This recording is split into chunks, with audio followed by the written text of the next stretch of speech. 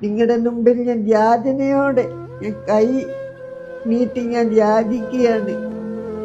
ഞങ്ങളെ രക്ഷിക്കില്ലേ, ഞങ്ങളുടെ ജീവൻ രക്ഷിക്കില്ലേ.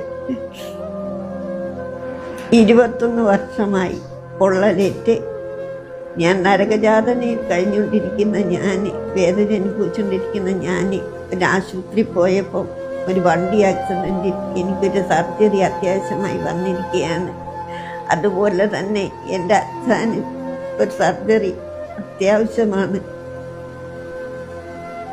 4 വർഷം ഷെഡിനകത്ത് കിടന്ന് നരകയാതന അനുഭവിച്ച് ഞങ്ങളെ ഇവിടെ വരെ കൊണ്ടെത്തിച്ച നല്ലവരായ ആൾക്കാരുടെ സഹായം കൊണ്ട് ഈ സർജറി കൂടി ഞങ്ങളുടെ ആരോഗ്യം കൂടി ശ്രദ്ധിച്ച് ഞങ്ങളെ ഈ സർജറി നടത്തി തരുവാൻ ഞങ്ങളെ സഹായിക്കുമാറാകണമേ എന്ന് നിങ്ങളോട് ഓരോരുത്തരോടും ഞാൻ യാചിക്കുകയാണ്. ഈ യാചന ഒരു ജീവന്റെ വിലയാണ്. ജീവൻ നഷ്ടപ്പെടാതിരിക്കാൻ നിങ്ങളോട് യാചിക്കുകയാണ്. എന്നെ സഹായിക്കില്ലേ? എൻ്റെ വേദന കാണിൽ കേൾക്കില്ലേ? എന്നെ സഹായിക്കണം എന്ന വിശ്വാസത്തോടെ നിങ്ങൾ സഹായിക്കുമെന്നുള്ള ഉറപ്പോടു കൂടിയാണ് ഞാൻ നിങ്ങളോട് നിങ്ങളുടെ മുമ്പിൽ കൈനീട്ടി ഞാൻ യാചിക്കുന്നത്. എൻ്റെ അച്ഛനും അതുപോലെ തന്നെ കാല് സർജറി നടത്തി മാംസം വെട്ടിവെച്ച് കാലിന്റെ മുറിവ് മൂടണം. ഇനി ഒന്നിനും ഞങ്ങൾക്ക് ഒരു നിവൃത്തിയില്ലാതിരിക്കുന്ന അവസ്ഥയിലാണ് ഞങ്ങളിപ്പോ കഴിഞ്ഞുകൊണ്ടിരിക്കുന്നത്.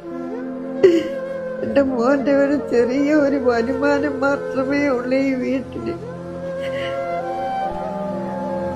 സഹോദരങ്ങൾ, ജബ്ബാർ വരൂരാണ്. ഞാനിപ്പോൾ ഉള്ളത് പത്തനംതിട്ട ജില്ലയില് മാടമൺ താമസിക്കുന്ന ഉഷകുമാരി എന്ന അമ്മയുടെ അടുത്താണ്. 21 വർഷമായിട്ട് തീ പൊള്ളലേറ്റ് ഈ ഒരു അവസ്ഥയിലാണ് അമ്മ. അമ്മയുടെ കൈയൊക്കെ ഒന്ന് നോക്കിയാൽ ഒന്നിനും പറ്റാത്തൊരവസ്ഥയിലാണ്. ഒരു വയറ്റിലൊരു മുഴയുണ്ടായിക്കൊണ്ടിരിക്കുകയാണ്.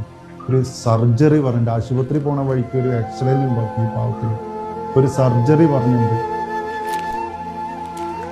അച്ഛനാണെങ്കിൽ ഒരു സർജറി, യൂറിനറി ബ്ലാഡറിലൊരു സർജറി ആവശ്യമാണ്. അതിൻ്റെ പുറമെ കാലിലൊരു ഹോളുണ്ട്, ഇതിനൊരു സർജറി ഡോക്ടർമാർ നിർദ്ദേശിച്ചിട്ടുണ്ട്. എന്ത് ചെയ്യണം എന്നറിയില്ല സഹോദരങ്ങളെ. ഈ കുടുംബം വല്ലാത്തൊരു ദയനീയമായൊരു അവസ്ഥയിലാണ്. ഒരു ഷെഡിൽ താമസിക്കായിരുന്നവർ, നിങ്ങൾ ഓരോ മലയാളികളും സഹായിച്ചുകൊണ്ടാണ് ഇങ്ങനെ ഒരു വീട് അവർക്ക് സ്വപ്നമായത്. അതുകൊണ്ടാണ് ഈ ഒരു വീടെന്ന സ്വപ്നം നിങ്ങൾക്ക് ഈ അമ്മയ്ക്ക് സഫലീകരിക്കാൻ പറ്റിയത്. ഇനി വേണ്ടത് നിങ്ങളുടെ ഓരോ മലയാളികളുടെയും പ്രാർത്ഥനയും സഹായവുമാണ്.